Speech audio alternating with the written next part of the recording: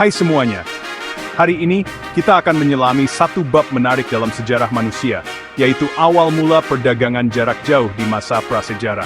Bayangkan hidup ribuan tahun yang lalu, di zaman tanpa smartphone, internet, bahkan layanan pos.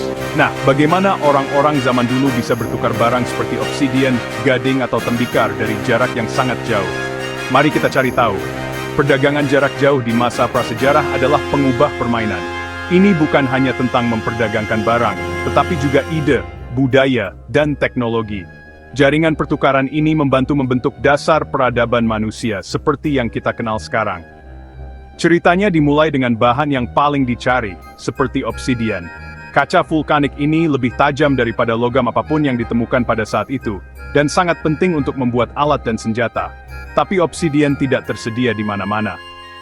Obsidian hanya ditemukan di wilayah vulkanik tertentu, yang berarti orang harus melakukan perjalanan jauh atau berdagang dengan orang lain untuk mendapatkannya.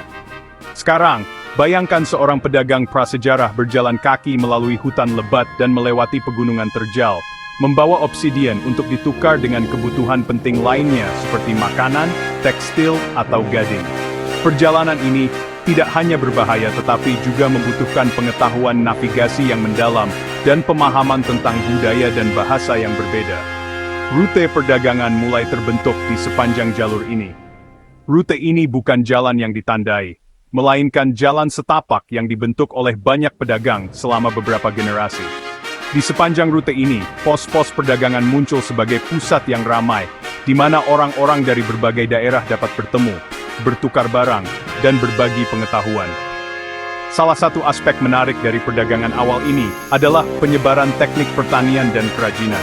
Misalnya, gaya tembikar dari satu daerah dapat ditemukan ratusan mil jauhnya, menunjukkan bagaimana jaringan perdagangan ini memfasilitasi pertukaran budaya yang belum pernah terjadi sebelumnya dalam sejarah manusia. Selain itu, perdagangan ini bukan hanya tentang bertahan hidup. Perdagangan ini melambangkan kepercayaan dan kerjasama di antara kelompok yang berbeda. Membangun perdagangan berarti merundingkan perdamaian, memahami keuntungan bersama, dan dalam banyak kasus, membentuk aliansi yang akan bertahan selama beberapa generasi.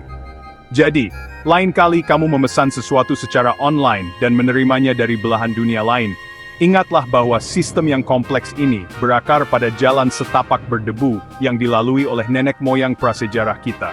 Mereka meletakkan dasar bagi dunia global tempat kita hidup saat ini, membuktikan bahwa perdagangan memang setua peradaban itu sendiri.